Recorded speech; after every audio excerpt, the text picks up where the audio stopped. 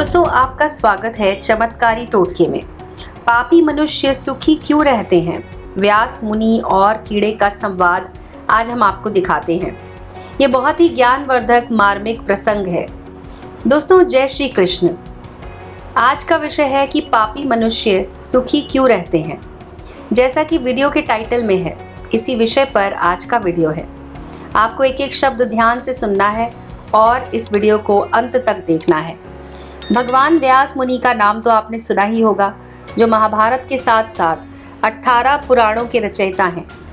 भगवान श्री विष्णु के अवतार हैं। उन्हें भूत, भविष्य और वर्तमान को जानने की दिव्य दृष्टि प्राप्त थी। साथ ही कीड़े मकोड़े, पशु पक्षी सभी जीवों की भाषा समझते थे। एक बार की बात है, जब वो कहीं जा रहे थे, तब रास्ते में उन्होंने कीड़े को बड़े वेग से भागते हुए देखा। कीड़े की बोली में उससे इस प्रकार भागने का कारण पूछा। तब कीड़े ने कहा, मुनीश्वर, कोई बहुत बड़ी बैलगाड़ी इधर आ रही है, कहीं वो मुझे कुचल न डाले, इसलिए मैं तेजी से भाग रहा हूँ। तब व्यास ने कहा, तुम तो तीर्यग्योनि में पड़े हुए हो, तुम्हारे लिए तो मर जाना सौभाग्य है। मनुष्य अगर मृत्यु से डरे तो उचित है, पर तुम कीट को इस शरीर से छूटने का इतना भय क्यों? इस पर कीड़े ने कहा, महर्षि, मुझे मृत्यु से भय नहीं है। भय इस बात का है कि इस कुत्सित कीट योनि से भी अधम दूसरी लाखों योनियां हैं। मैं मरकर उस योनि में न चला जाऊं। उनमें गर्भ धारण करने के कलेश से मुझे डर लगता है। तब व्यास जी ने कहा कि कीट, तुम भय मत करो।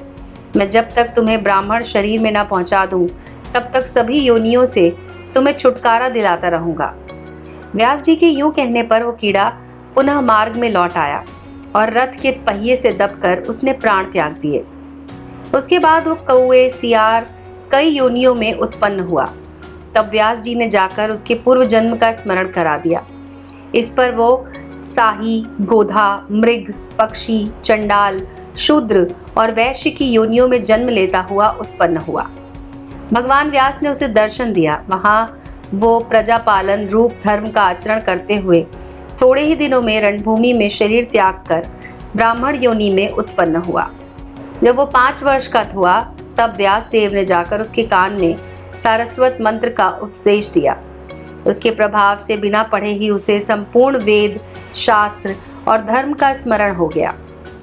भगवान व्यास देव ने उसे आज्ञा दी कि वो कार्तिकेय के क्षेत्र में जाकर नंदभद्र को आश्वासन दे। नंदभद्र को आशंका थी कि पापी मनुष्य सुखी क्यों होते हैं। इसी कलेश से घबराकर वे बहुदक तीर्थ में तप कर रहे थे।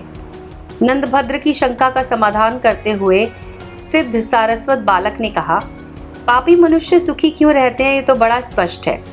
जिन्होंने पूर्व जन्म में तमस भाव से दान दिया, उन्होंने इस जन्म में उसी दान का फल प्राप्त किया।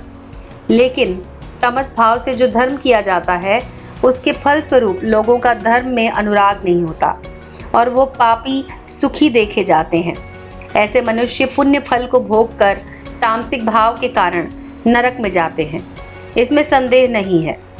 इस विषय में मार्कंडेय जी की कही ये बातें सर्वदा ध्यान में रखी जानी चाहिए।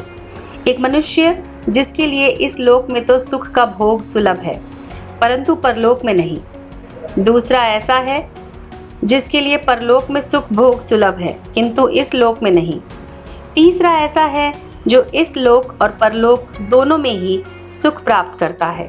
और चौथा, जिसे यहाँ सुख है और ना ही परलोक में। जिसका पूर्व जन्म का किया हुआ पुण्य शेष है, उसे भोगते हुए परम सुख में पला हुआ जो व्यक्ति नूतन पुण्य का उपार्जन नहीं करता, उस मंद बुद्धि एवं भाग्यहीन मानव को प्राप्त हुआ वह सुख केवल इसी लोक में रहता है। जिसका पूर्व जन्म उपार्जित पुण्य तो नहीं है, किंतु वो तपस्या करके नए पुण्य का उपार्जन कर रहा है, उस बुद्धिमान को परलोक में अवश्य ही विशाल सुख का भोग मिलेगा। उसमें रंच मात्र भी संदेह नहीं। जिसका पहले का किया हुआ पुण्य वर्तमान में सुखद हो गया, वो तप द्वारा नूतन पुण्य का उपार्जन करे। ऐसा बुद्धिमान तो कोई और हो ही नहीं सकता, जिसे इस लोक और परलोक दोनों में सुख मिलता है। जिसका पहले का भी पुण्य नहीं है और यहाँ भी पुण्य नहीं लेता, ऐसे मनुष्य को ना इस लोक में सुख मिलता है और ना ही परलोक में। ऐसे नराधम को धिक्कार है। इस प्रकार नंदभद्र की शंका का समाधान कर बालक ने उन्हें अपना वृतांत भी बताया। उसके बाद वो 7 दिनों तक निराहार रहकर सूर्य मंत्र का जप करता रहा और वहीं बहुदक तीर्थ में उसने उस शरीर को भी छोड़ दिया। नंदभद्र ने विधि पूर्वक उसके शव का दाह संस्कार कराया। उसकी अस्थियां वहीं सागर में डाल दी। दूसरे जन्म में वही मैत्रेय नामक श्रेष्ठ मुनि हुआ। उनके पिता का नाम कुशारु और माता का नाम मित्रा था। इन्होंने व्यास जी के पिता पराशर जी से विष्णु पुराण तथा बृहद पराशर होरा शास्त्र नामक विशाल ज्योतिष ग्रंथ का अध्ययन किया था। तो दोस्तों, ये तो थी हमारी आज की जानकारी। आपको अगर हमारा ये वीडियो पसंद आया हो तो इसे लाइक कीजिए और आप इसे शेयर भी कर सकते हैं। ऐसे ही और वीडियोस के लिए जुड़े रहें चमत्कारी टोटके के साथ।